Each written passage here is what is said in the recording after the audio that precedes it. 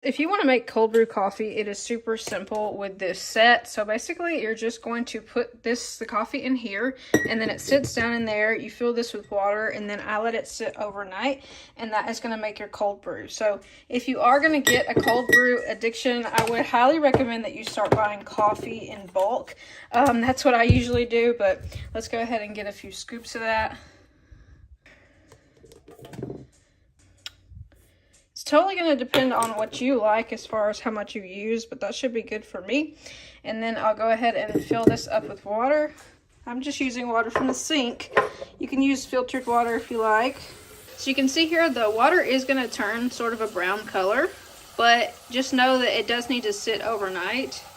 And I just fill it almost all the way to the top.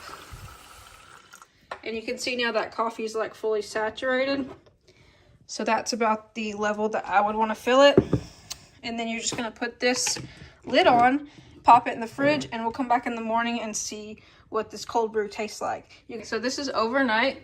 It has completely turned the color that coffee's supposed to be. So let's try it and see if it's any good.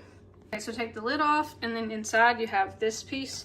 And then we're just going to remove that over the sink.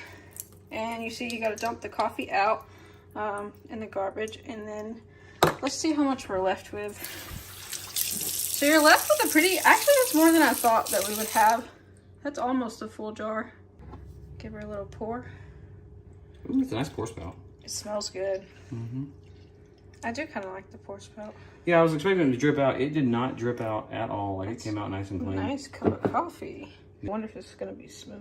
This lid's nice. Like, look at the grooves there. Like for grip, that's nice and grooved. Yeah, you can take that with you if you work somewhere. It's well made too. Like, it tightens down hard. That's not going to spill. That's actually really, really good.